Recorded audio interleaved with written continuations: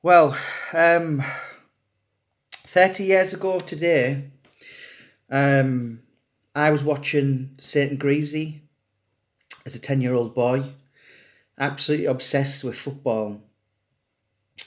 Obviously, like Scottish parents, I was brainwashed as a Glasgow Celtic. I'd literally never entered in my head that I wasn't going to play for Celtic till I was about 12, 13.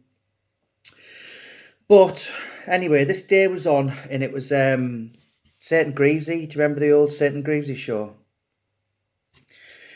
So, as I was kind of a 10-year-old kid watching this, annoyed basically because my beloved favourite Saturday afternoon programme was took over by two guys, one intellectual, flamboyant, all the things that Nigel Benn wasn't. Nigel Benn was an incredibly angry guy.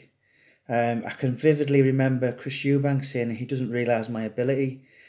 And Chris Eubank was like, Nigel Benn was like, this boy's going to get a hiding. Now, I didn't know anything about boxing, but at the time, but I knew Chris Eubank was going to win. And the reason why was because no human being could be that confident if they weren't going to win. That was my first ever boxing recollection. So it's the start of this book. It's a book, right? It was the third book I ever did. Obviously, I'd done two on Paul Sykes by that point, and I was finished. I was certainly finished for a couple of years with Sykesy. So but writing. I mean, I was talking to a guy who's writing his book today, one of the former well-known Middlesbrough police officers, and he said, it's addictive doing this because he's writing his life story now, and then he's going to start doing on all other kind of things.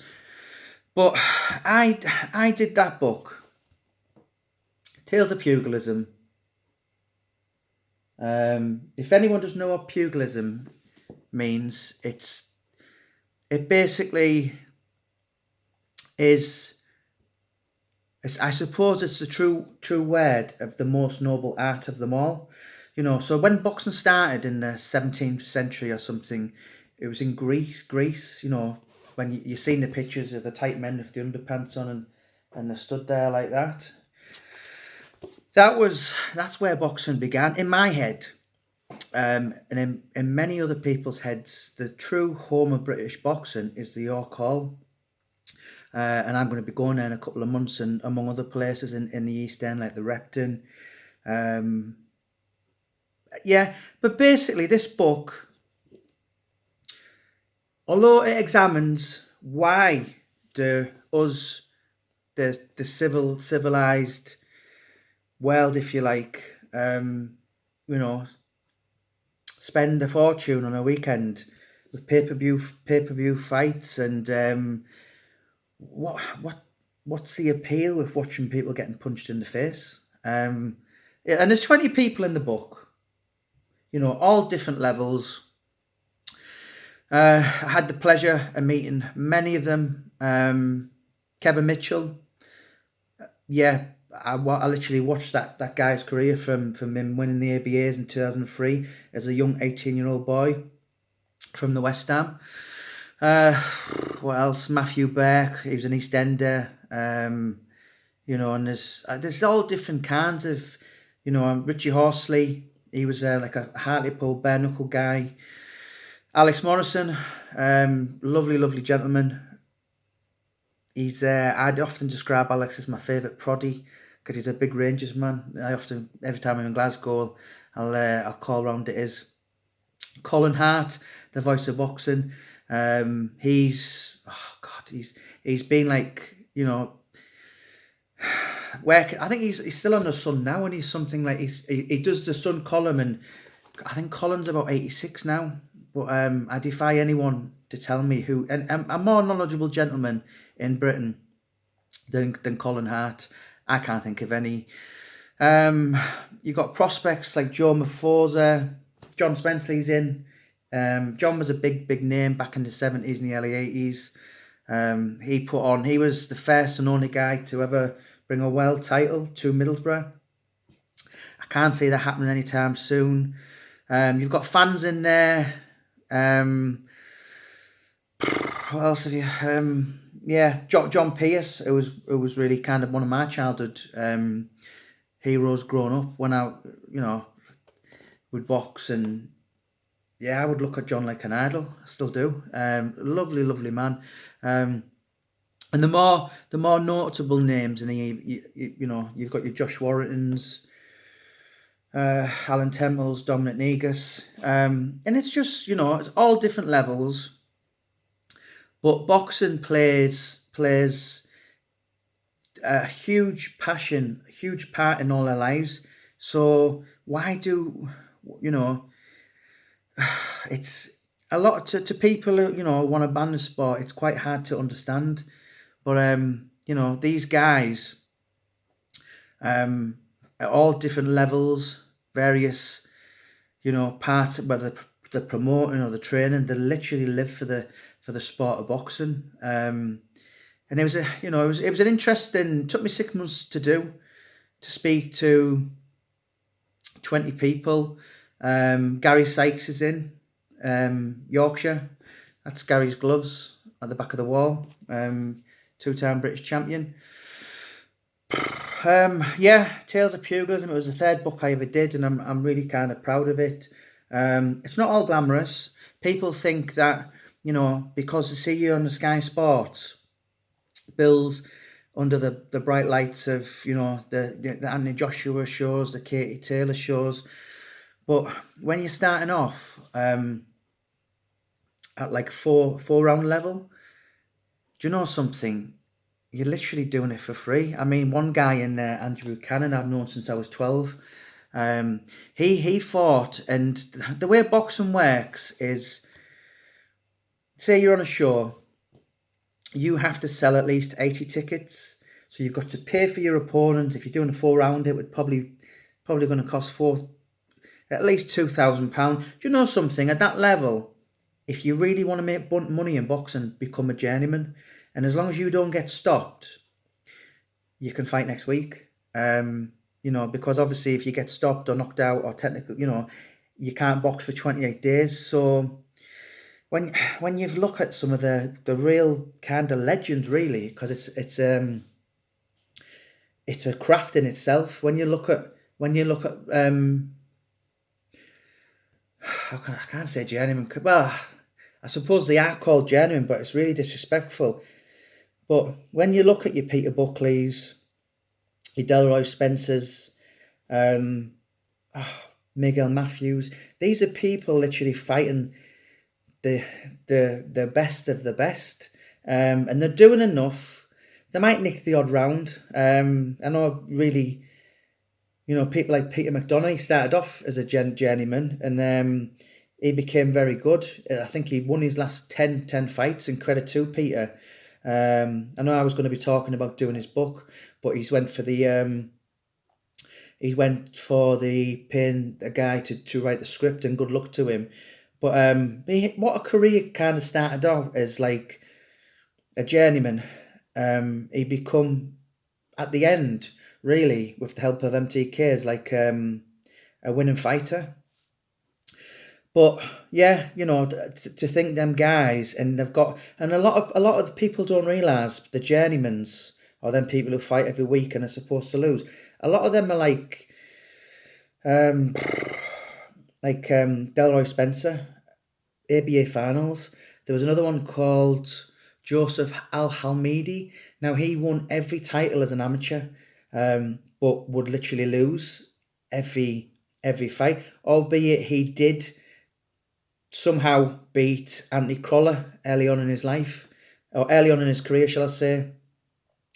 But it is an interesting sport. I think, listen, I'm a huge boxing fan. Sorry, football fan. Celtic for my sins, bred into me as a young boy. lived in Glasgow times of my life and that. But I think the most exciting sport of them all is boxing. And as Gary Sykes says, it's not a sport. There's a saying for an alcoholic: one drinks too many. What is it? Hang on. One drinks too much, a thousand's too many, or other way around or something. But he said basically, if you hang around in that sport, listen, it's not football where you can pass to your mates.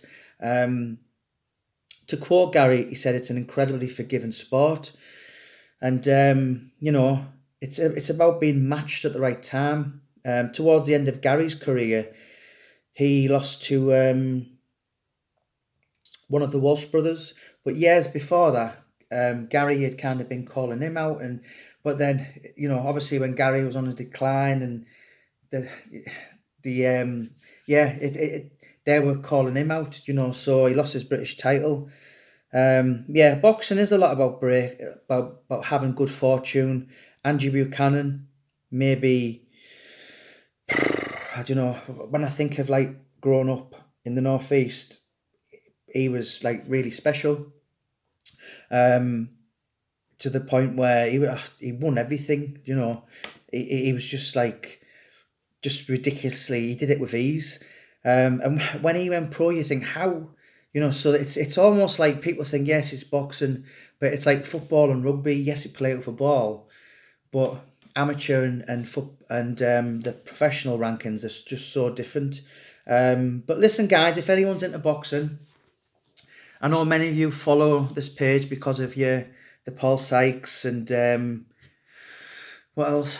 The Roy Shaws, Lee Duffy's, and a few other bits that we've done. But yeah, this was it's a very honest book, and it's not all glamorous. It's a dog eat dog world, as some of them have said.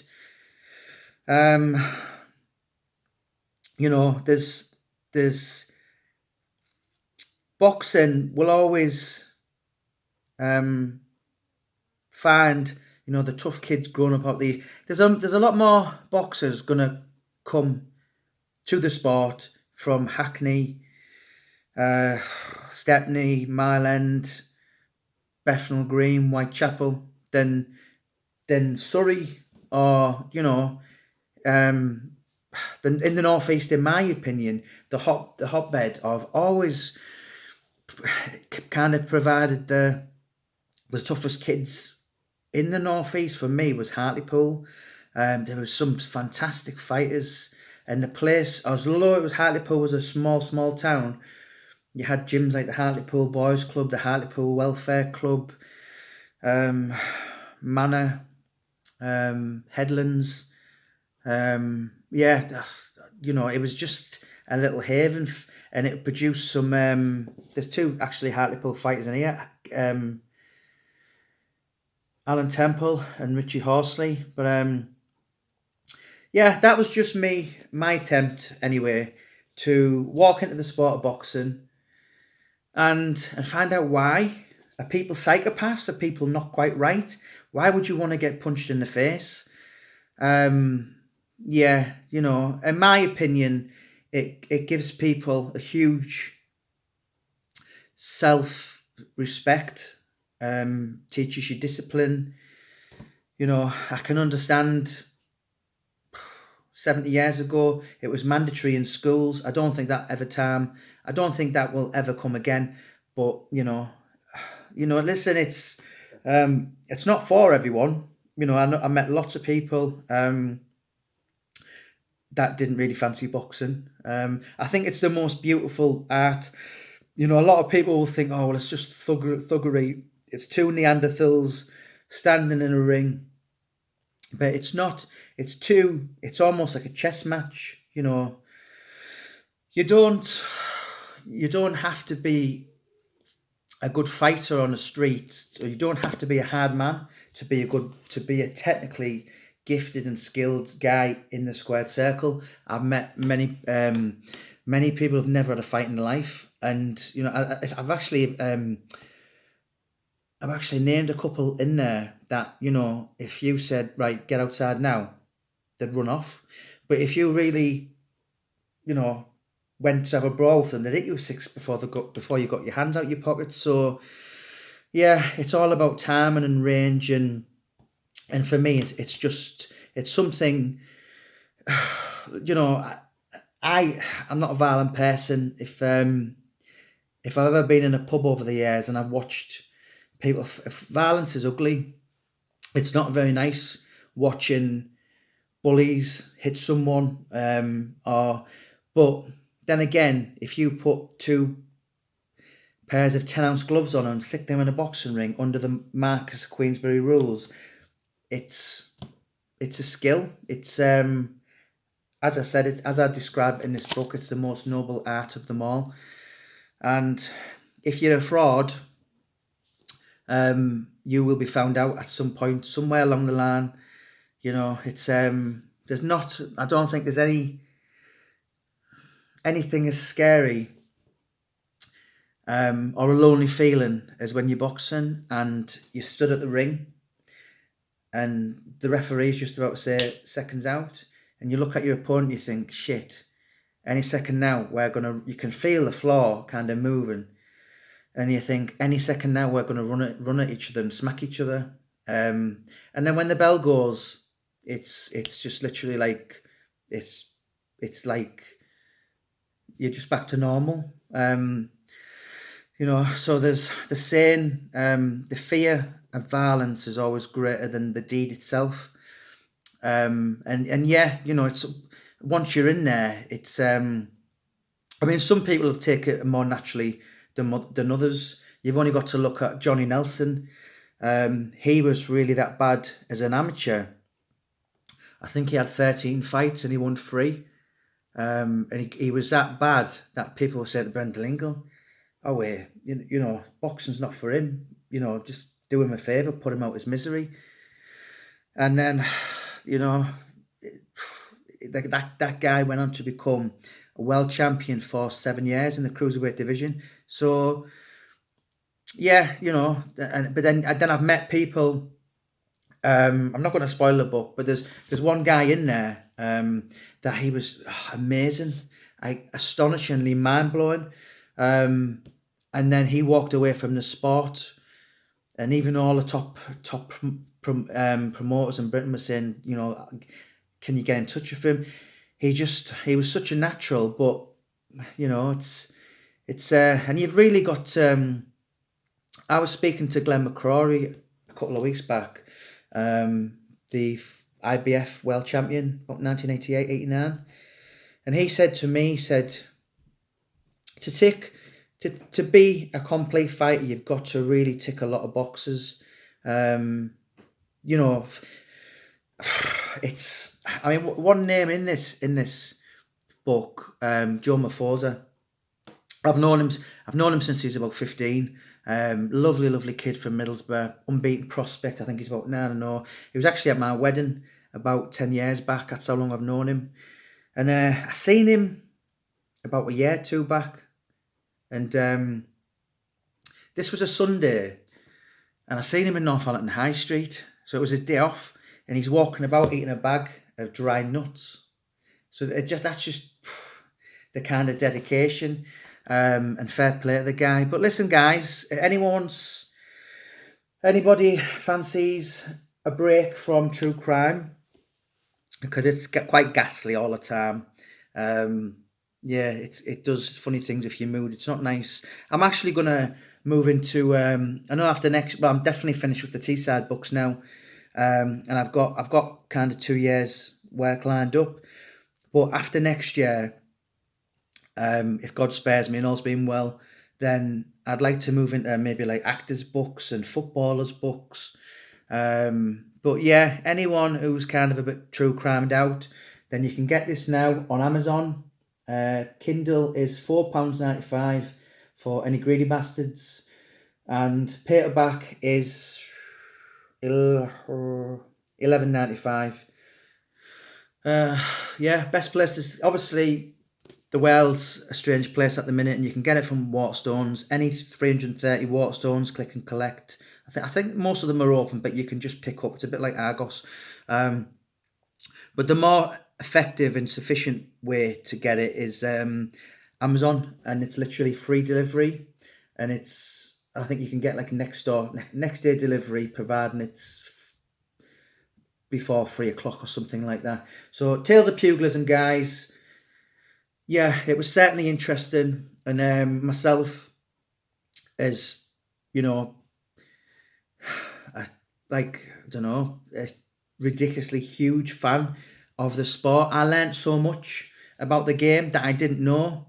There's a lot of people in that game who, there's certainly no big money, and they just do it literally because it's their lives, because they get up and, when you think of the old coaches, some of them, they've literally spent 40, 50 years. I mean, John Dryden from Middlesbrough springs to mind. He gets a mention in the book. He's literally saw every kind of naughty kid in Middlesbrough. From John Pearce, who became champion, to the likes of Lee Duffy. It's what keeps people like that going. And I met there's certain coaches, you see them all over Britain in their 80s, and you think, my good God, but then you think, what a great service you've given to community. So boxing is and always will be a huge part of of any kind of people's lives. But listen, guys, if anyone wants a proper read out there, Tales of Pugilism, I warn you, it's not all pretty, it's not all funny, it's not all glamorous. It's quite dark and sad, and a backstabby world. But listen, if you've got to get to the top, you've got to. Once you get in that ring, there's no one else can save you but yourself. So thank you so much, guys. Keep subscribing to our channel. Thank you so much for your time. God bless.